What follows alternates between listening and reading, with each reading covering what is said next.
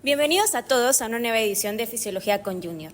En este espacio vamos a explorar el fascinante mundo de cómo nuestro sistema digestivo trabaja para mantenernos saludables, así como algunas afecciones y también relacionándolo muy importante con lo que es la fisiología, ¿no? Algo que puede darnos un dolor de cabeza a varios, pero igual es impresionante cómo nuestro organismo trabaja para mantener en conjunto lo que es un equilibrio entre todos estos sistemas. Somos un equipo de 8 integrantes apasionados por la ciencia y cada uno de nosotros tiene algo único que aportar a ese tema tan interesante. Para empezar, les dejaremos a cada uno de nuestros miembros que se presenten y nos cuenten un poquito más sobre su perspectiva. Mi nombre es Marian Sansores, en esta ocasión yo voy a ser la locutora y hablaré más adelante acerca de algunas enfermedades gastrointestinales y cómo se relacionan con todo esto de la fisiología y los movimientos que hace nuestro cuerpo para mantenernos saludables. ¿Y qué tal, Mariam? Yo estoy muy emocionado por compartirle con ustedes mi opinión con respecto a las consideraciones funcionales de lo que es el sistema endocrino gastrointestinal, ¿no? Tengo mucho que compartirles a ustedes en este podcast. No, pues muchas gracias por asistir en este podcast. Igual tenemos otros invitados muy especiales. Muchas gracias por la invitación, Marian. Mi nombre es Juan Galaviz, también soy estudiante de medicina y el día de hoy les voy a comentar datos interesantes sobre las dianas terapéuticas en base al síndrome de intestino irritable. Bueno, ahora tenemos a otro invitado que tiene mucha experiencia en el ámbito de la neurociencia, así que nos va a enriquecer mucho este conocimiento. Los dejo con él para que se presente. Muchas gracias, Marian, por haberme invitado en esta nueva edición. Mi nombre es Ángel Rafael Reyes Lara y vamos a estar hablando de lo que son las alteraciones del sistema nervioso central y cómo lo vamos a relacionar con lo que es la relación que tiene en el sistema nervioso entérico con lo que es el sistema nervioso central. Es impresionante cómo nuestras emociones influyen en lo que es nuestro sistema gastrointestinal, pero igual, ¿cómo influyen estos alimentos, todo aquello, lo que consumimos? ¿Cuándo es apetito? ¿Cuándo es hambre? Para ello traemos otra invitada aquí, muy especial. La dejo para que se presente. Muchas gracias, Marian. Mi nombre es Frida Villeda y en este caso a mí me gustaría comentar acerca de cómo la dieta está implicada en la fisiología gastrointestinal y también relacionada con el síndrome del intestino irritable. Y aquí tenemos otro invitado especial, el cual nos va a estar retroalimentando en un área que es la farmacología, ¿no? Se relaciona mucho con la fisiología. Hola, todo un agasajo estar con ustedes. Muchas gracias por compartir el espacio con ustedes. Espero que nuestra plática sea muy amena. Vamos a estar hablando un poquito de farmacología. Mi nombre es Rodrigo Medina Solís y espero que esté muy amena la charla. Gracias. Gracias, Rodrigo. Seguimos con los invitados del podcast, como Natalia Valle.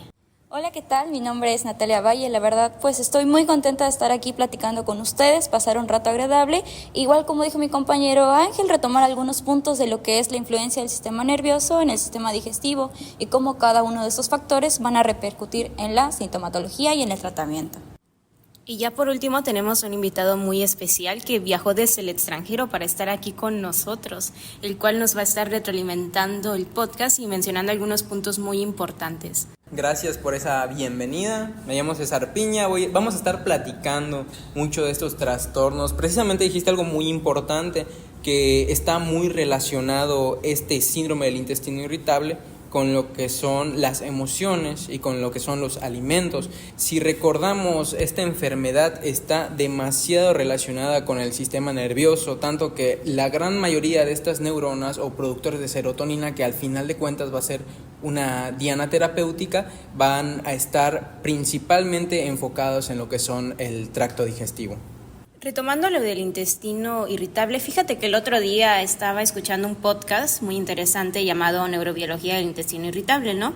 El cual nos habla sobre esta afección, algunos criterios que hay que tener, nos explica a fondo la fisiología.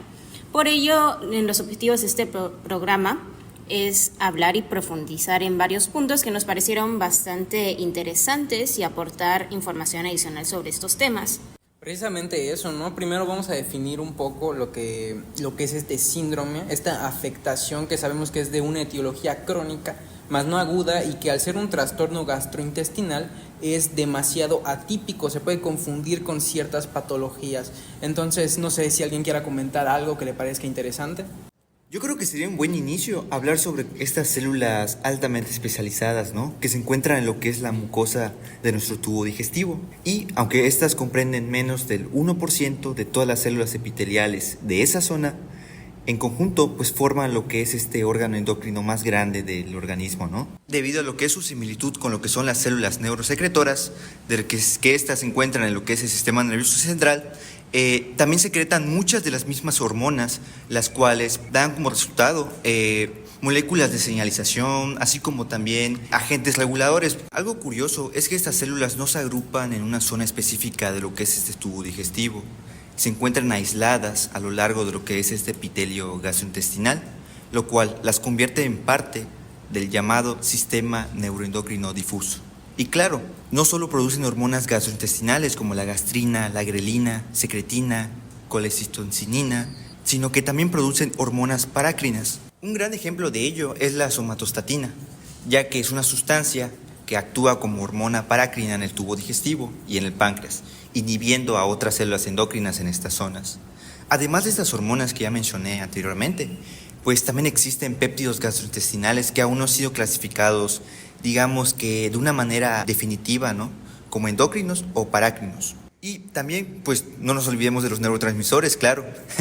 Entonces, esos también juegan un papel fundamental, ¿no? Pero lo más interesante en esto es que las células enteroendocrinas pues pueden secretar esos neurotransmisores que activan neuronas aferentes, enviando señales tanto al sistema nervioso central como a lo que es la división entérica del sistema nervioso autónomo. Entonces, es fascinante esta increíble interacción entre el sistema digestivo y lo que es el sistema nervioso. Dime, Ángel, tú que eres experto en este tema, dime, ¿qué opinas? Me parece muy impresionante, Jorge, cómo el sistema nervioso entérico, vamos a ver que está comunicado constantemente con lo que es el sistema nervioso central. Por eso, si hay una alteración en esta comunicación, el cerebro puede llegar a interpretar lo que es de manera incorrecta estas señales que provienen de lo que es el intestino, provocando así dolor o puede provocar también malestar. Entonces vemos que esta relación puede llegar a afectar lo que uno de los dos sistemas. Entonces lo que suceda en un sistema puede llegar a afectar en el otro. Por eso en situaciones de estrés emocional y psicológico puede llegar a lo que es tener un impacto directo sobre la función intestinal. Por ejemplo, tenemos en las situaciones de ansiedad o estrés, el cerebro puede llegar a ver una mayor actividad en lo que es el sistema nervioso parasimpático.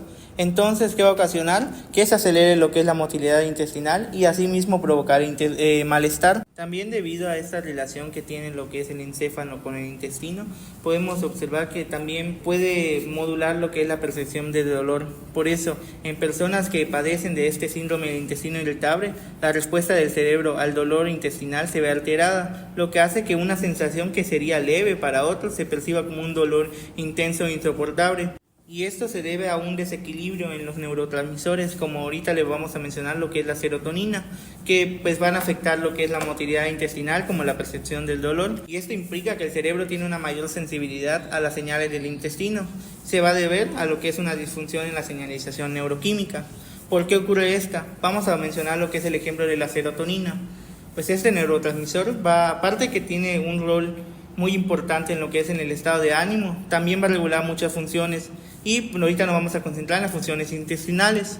En el intestino, la serotonina va a regular lo que es tanto la motilidad, secreción intestinal y la percepción del dolor. En lo que es en el síndrome del intestino irritable, vamos a ver que la cantidad de serotonina va a estar alterada. Esto en algunos casos puede ser que esté de producción excesiva o puede ser deficiente de la serotonina. Si hay demasiada serotonina, puede provocar que los músculos del intestino se contraigan con una mayor fuerza de lo normal, resultando en lo que es diarrea. Al contrario, que si hay poca serotonina, esta motilidad intestinal puede volverse mucho más lenta, causando lo que es estreñimiento. Bueno, y pues tomando algunos puntos que dijo Ángel, pues yo creo que es importante hablar acerca de algunas alteraciones a nivel, pues en el eje tanto intestino-cerebro. Yo creo que, bueno, es algo que casi nunca hemos escuchado o no lo hemos escuchado con este término, que esto básicamente es una comunicación bidireccional, tanto de ida como vuelta, que va a involucrar tanto el sistema nervioso como el sistema nervioso entérico. ¿Esto cómo va relacionado con lo que vamos a platicar más adelante? Sabemos que en este síndrome hay ciertos factores como la hipersensibilidad visceral exagerada. ¿Qué quiere decir esto? Básicamente, nuestro intestino va a reaccionar al dolor o a un malestar ante cualquier estímulo normal, ya sea pues la distensión o el simple hecho de ir a evacuar. ¿Por qué puede ser que ocasione esto? Bueno, el sistema nervioso autónomo puede estar pues desregulado. ¿Qué quiere decir esto? Que puede existir alguna hiperactividad simpática o baja respuesta parasimpática. Igual, un punto que mencionaba muy importante es que ciertas emociones como lo que es el estrés, la ansiedad y la depresión, que casualmente como estudiantes de medicina mayormente solemos pasar por este tipo de emociones. ¿Cómo lo vamos a relacionar? El estrés crónico pues puede alterar la motilidad intestinal, aumentar la inflamación hasta cierto grado en lo que es la mucosa. Algunos estudios mencionaban que personas con ansiedad o depresión suelen estar muy relacionadas con lo que es este síndrome.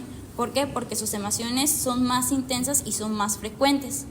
Otro punto es que también el estrés puede aumentar lo que es la permeabilidad intestinal, haciendo así que pues favorezca una respuesta exagerada inmunológica.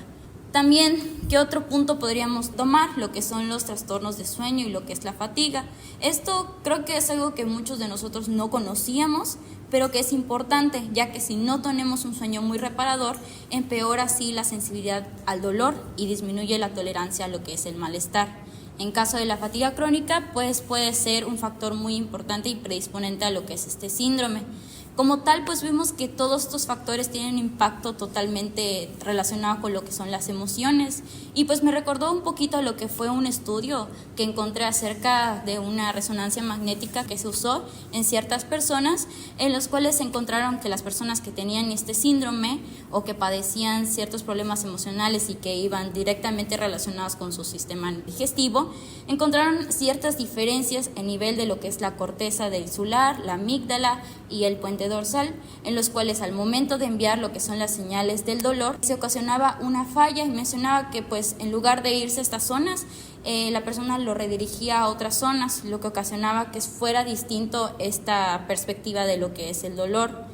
Por eso, uno de los factores que predisponen a la terapia, en este caso, podríamos utilizar lo que son los antidepresivos, que estos pues mayormente los suelen utilizar por la noche. ¿Por qué? Pues básicamente porque puede ayudar a disminuir lo que son los efectos adversos. Bueno, mencionaste algo muy importante, Natalia, estos trastornos que tienen que ver con el estrés y sobre todo la hipersensibilidad del intestino, que precisamente el síndrome del intestino irritable es un trastorno psicosomático. Quiere decir que sea un trastorno psicosomático, que nuestro intestino va a percibir estímulos que no son dolorosos, pero como tal los va a percibir de esta manera. Igual mencionó Ángel el porqué de cómo actúa la serotonina en este sistema enteroendocrino.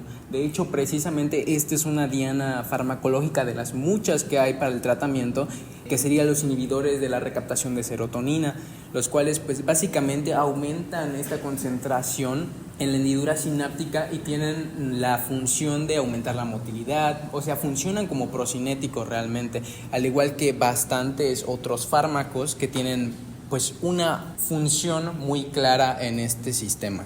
Está muy interesante todo esto, ¿no? Cómo el estrés influye en nuestro sistema digestivo, por algo le llaman el segundo cerebro. Retomando esto, pues yo tengo una anécdota muy interesante. Pues mi hermano estuvo sometido a periodos muy grandes de estrés, ya que tuvo una fractura, ¿no?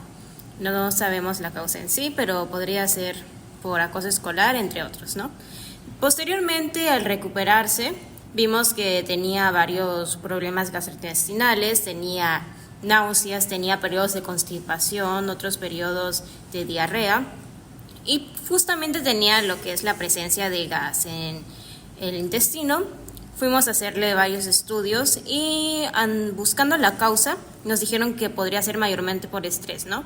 Entonces esto se relaciona mucho con todo lo que andábamos hablando del síndrome del intestino irritable, cómo debemos de cuidar lo que es no solo nuestra alimentación, sino también nuestra salud psicológica y hacer ejercicio es un punto muy importante que se relaciona con lo que es la motilidad, ¿no? Es importante recordar que existen tipos de movimiento. Iniciemos con el intestino delgado. Este va a tener las famosas contracciones de mezcla. Van a ser rítmicas, locales, del músculo circular del intestino delgado. Su función va a ser mezclar el quimo el cual ya sabemos que pasó por todo este proceso de digestión, el estómago, y ya está aquí en mi intestino delgado, ¿no? Con las enzimas digestivas y facilitar lo que es la absorción de nutrientes. Y también está la contracción de propulsión, las cuales son ondas de contracción coordinadas que se desplazan a lo largo del intestino y al ser coordinadas van a mover todo este contenido hacia adelante desde el duodeno hasta el ilion. Pasando con el colon, este va a tener los movimientos de mezcla, que van a ser por constricción de segmentos en el que el contenido fecal va a ser absorbido y van a sobresalir las austras del colon y van a empujar lentamente, y de ahí vamos a tener los movimientos de masa que van a desplazar una masa grande de contenido intestinal de una sola vez, a diferencia de los movimientos pequeños y segmentados del resto del colon. Sí, Mariam, precisamente estos movimientos fisiológicos como son los de propulsión o de mezcla, estas contracciones peristálticas, es principalmente lo que se afecta a la hora de esta enfermedad y que realmente ni siquiera en un inicio más que nada puede ser simplemente evitada o evitarse con lo que es el tratamiento no farmacológico. Con una buena alimentación puede solucionar la mayoría de las partes de lo que es la patología, o bueno, al menos es un pilar fundamental en esta patología. Me gustaría mencionar un punto muy clave e interesante que se mencionó en el podcast Neurobiología del intestino irritable, que es acerca de la dieta FODMAP. Esta dieta se va a realizar por un tiempo limitado de 8 semanas para así evitar que haya una pérdida de la masa muscular. Prácticamente va a haber una restricción de los alimentos azúcares fermentables, que se trata de los carbohidratos de cadena corta. En este caso no se van a absorber de manera adecuada como normalmente ocurriría, y en su lugar va a haber una absorción de agua y se van a fermentar por el colon por acción de las bacterias y provocando lo que es esta característica distensión y dolor. Al finalizar este periodo de la dieta, paulatinamente se van a ir reintroduciendo los alimentos para ir clasificando cuáles se toleran mejor y cuáles desatan los síntomas. Sí, Frida, precisamente esto que nos acabas de decir es muy importante acerca de la dieta FODMAPs, pero primero que nada, este término está bastante bien definido por las guías de práctica clínica como pueden ser la del IMSS, en las cuales nos dan y nos proporcionan los alimentos que forman parte de acerca de estos productos dañinos que nos van a afectar, y más en esta patología, en el síndrome del intestino irritable, y también de los alimentos que están para consumo hacia nosotros, ¿no? Entonces, ¿qué significan estas siglas a grandes rasgos? Básicamente define un conjunto de lo que es 5 términos, en los cuales están los alimentos fermentables, los oligosacáridos, los disacáridos, monosacáridos y por último los polioles. Entonces, unos ejemplos de estos tipos de alimentos podrían ser los alimentos que van derivados de algunos endulzantes, como lo pueden ser el manitol, sorbitol, xilitol, o los lácteos. Precisamente los lácteos son unos alimentos clave a la hora de restringir en lo que es el síndrome del intestino irritable.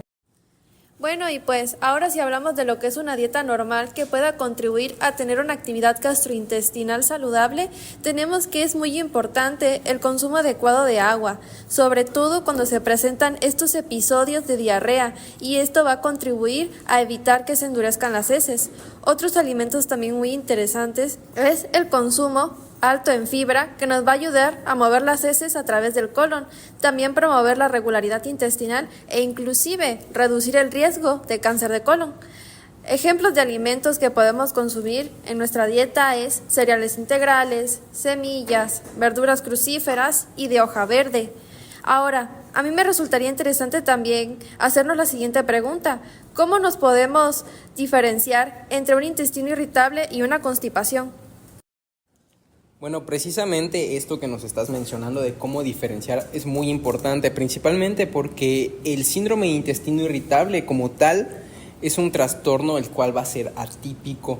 Entonces, sí, muchas veces el síndrome del intestino irritable, uno de sus criterios es directamente esta alteración funcional, como es la constipación. O sea, en el intestino irritable puede haber constipación, puede haber diarrea o puede ser un trastorno mixto, es decir, que vaya alternando entre estos dos ciclos. Ahora, lo que creo importante mencionar, porque claro, decirlo así es bastante sencillo, pero hay muchas otras patologías las cuales nos van a intervenir a la hora de querer diagnosticar este síndrome. Y no solo las patologías, el tiempo de evolución de la enfermedad, la edad del paciente y entre otras cosas, la verdad es que son cosas que nos van a ser bastante puntuales a la hora de estar diagnosticando esto. Nada más al sospechar nosotros de un intestino irritable tenemos que usar pues los famosos criterios Roma, ¿no? Que la enfermedad inicie sus síntomas, bueno, más que nada que el paciente cuando llega a consulta los síntomas hayan sido 6 meses previos, haya esta dolor o molestia intestinal de 3 días por lo menos mínimo, debe de ser 3 días en un mes durante 3 meses seguidos, y pues obviamente que el paciente después de la defecación mejore los síntomas, que se acompañe de esta alteración en la frecuencia de las deposiciones, que es esta diarrea, esta constipación, o que directamente la forma igual de las deposiciones sea diferente. Igual hay que hablar un poquito de los síntomas intestinales, extraintestinales, va a haber reflujo, va a haber disfagia, saciedad temprana. Todos estos trastornos dispépticos nos van a estar condicionando a la hora de diagnosticar las flatulencias. Estos síntomas intestinales son los principales. En los extraintestinales hay muchos otros, como puede ser dismenorrea, hay ansiedad. De hecho, así como te digo ansiedad, hay una escala que es la escala de Hamilton que nos va a decir pues más o menos en dónde se encuentra el paciente en cuestiones de ansiedad, y como hemos mencionado previamente a lo largo de este podcast, pues estos trastornos de estrés nos condicionan enteramente al aparato digestivo, ¿verdad? Es bastante amplio, la verdad. Ahora, una vez que ya confirmamos que sí cumple con estos criterios de Roma, que clasificamos los síntomas extraintestinales, nos damos cuenta de que contribuyen a establecer este diagnóstico de intestino irritable, hay que hablar acerca de los datos de alarma. ¿Por qué? Porque estos datos de alarma nos van a ayudar a diferenciar entre si sí es síndrome del intestino irritable o si es otra patología sistémica, ¿no? Entonces, mientras más avanza la edad, por ejemplo, de 45, 50 años a más, es más difícil que nosotros diagnostiquemos un síndrome del intestino irritable. ¿Por qué razón? Porque ya entran en juego otras enfermedades, como lo puede ser el cáncer colorectal o la colitis ulcerosa también, o incluso la enfermedad celíaca. Hay bastantes signos que nos orientan a otras patologías. Claro, cuando el paciente tiene entre 30 años es más seguro o se siente más seguro a la hora de decir es síndrome del intestino irritable. Pero entre los datos de alarma que nos van a guiar a que sea otra patología que no es síndrome del intestino irritable está el sangrado rectal. Todo sangrado rectal, melenas a la hora de la defecación, pues esto nos va a indicar que no es síndrome del intestino irritable, sino que es otra patología. También dolor abdominal nocturno. El dolor abdominal nocturno no es propio del síndrome del intestino irritable, va directamente relacionada a otra patología, así como pérdida de peso inexplicable, fiebre sin causa aparente, anemias, entre otras causas, como ya mencionamos, como lo es la enfermedad celíaca. Son bastantes datos de alarma que nos condicionan a patologías que no son síndrome del intestino irritable. Y bien, algo que a mí me gustaría mucho mencionar es acerca de los interesantes estudios de laboratorio que podemos realizar a los pacientes. Si bien lo que es en el síndrome del intestino irritable con diarrea, podemos pedirle un estudio de biometría hemática. Además, en lo que es en la enfermedad celíaca, pues dado el caso que se da una mala absorción de hierro y por lo tanto hay una anemia con ferropenia, pues pediremos antígenos para la giardia, sobre todo en las zonas endémicas donde haya estos padecimientos. Dado lo que es con CUSI, cuando pedimos PCR, pues va a haber una elevada incidencia que va a encender alarmas de alerta en los pacientes. Una prueba pero muy interesante es lo que es la calcoprotectina fecal, la cual pues se va a utilizar para detectar la inflamación en los intestinos. Y en la mayoría de los casos, tanto los médicos especialistas como médicos generales utilizan esta prueba para diferenciar lo que es la enfermedad inflamatoria intestinal de lo que es el síndrome de intestino irritable. En las mujeres de 45 años a más es una alerta es necesario más bien pedir lo que es la colonoscopía con biopsia, dado que lo que es la colitis se va a hacer se revisa a niveles microscópicos. Unos estudios muy recientes y actualizados que he investigado, pues mencionan que los estudios de sales biliares sirven de gran ayuda, dado que hay una similitud entre lo que es la diarrea por estos tipos de sales y por lo que es la sintomatología del síndrome de intestino irritable. Al final de cuentas, ya habló nuestro compañero Piña sobre los antecedentes de importancia que podrían llegar a ser banderas rojas para diagnosticar algo distinto a un síndrome de intestino irritable, que es verdaderamente el objetivo. Y bueno, ya acaba de mencionar nuestro compañero Rodrigo algunos tipos de diagnóstico. ¿Cuál es el problema? Que aquí en México muchos de esos pruebas de diagnóstico no las tenemos disponibles. Entonces hay que basarnos verdaderamente en ese clic que mencionaba el doctor Sergio, clínico, diagnóstico y terapéutico. Y verdaderamente cada uno de los síntomas bastante específicos que nos den nuestros pacientes nos va a dictar la pauta que vamos a seguir en cuanto a la terapia farmacológica. Unos puntos importantes que pudimos recabar del podcast que pudimos escuchar fue la hipersensibilidad visceral. Esos pacientes responden muy bien a lo que son los neuromoduladores. Otro caso podría ser las alteraciones de la función inmune en lo que es la mucosa intestinal, quienes responden muy bien, curiosamente, a lo que son los inhibidores de la degranulación de mastocitos, como lo podría ser el cromoglicato, o antihistamínicos, como el ketotifeno. Otro grupo de pacientes que responden muy bien a los probióticos, como ya mencionaban, son aquellos que tienen alteraciones en la microbiota, pero estos probióticos deben ser síntoma específico, patología específico y resolución, como ya mencionaron el bifidum infantum en la distensión abdominal en niños. Aquellos pacientes que tienen alteraciones de lo que es el proceso central del dolor, recordemos que no todos los pacientes van a procesar esta sensación de la misma forma, van a responder igual a lo que son los neuromoduladores. Ahorita van a profundizar un poco más sobre ello.